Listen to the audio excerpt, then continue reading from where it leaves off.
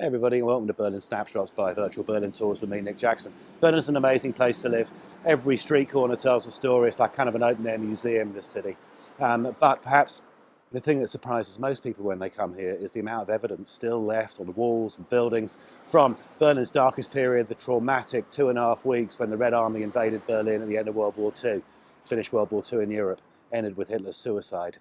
The amount of evidence that you still see in Berlin, I think, surprises folk.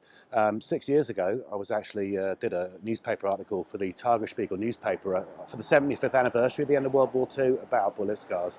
And the other day I realised that this increasingly speedy renovation, modernisation and rebuilding programme it's been going on in Berlin for like 20 years, but it's taken them away. So I thought I'd bring you down a couple of blocks from my house to show you what I reckon is one of the most interesting. So come and have a look at this. You can see behind me a railway bridge, and here you can see some pretty vivid evidence from the 29th of April 1945. Let's go and check it out. So folks, just here running left and right, that's the Kantstrasse, heads down to the famous Berlin Zoo area, a few hundred metres down there to the right. During World War II, in the final battle for Berlin, this city was divided into various sectors. The heart of the city was called Z for Zitadella, the Citadel. This was Defensive Zone F, under the control of a lieutenant colonel called Eder. But here on the 28th, maybe late on the 28th of April 1945, or maybe the 29th, on the 29th of April they were actually pulled back, came the 55th Guard Tank Brigade, headed by a colonel, very interesting man, whose name was Dragunsky. Now, David Abramovich Dragunsky was Jewish, and he would be one of the kind of figureheads of the anti-fascist movements, Holocaust commemorative services on behalf of the Soviet Union after World War II.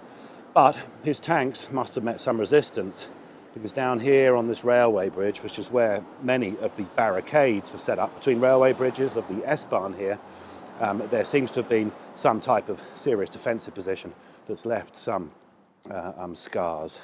From the height of them, it seems like certainly there was an obstacle of some description they had to get past.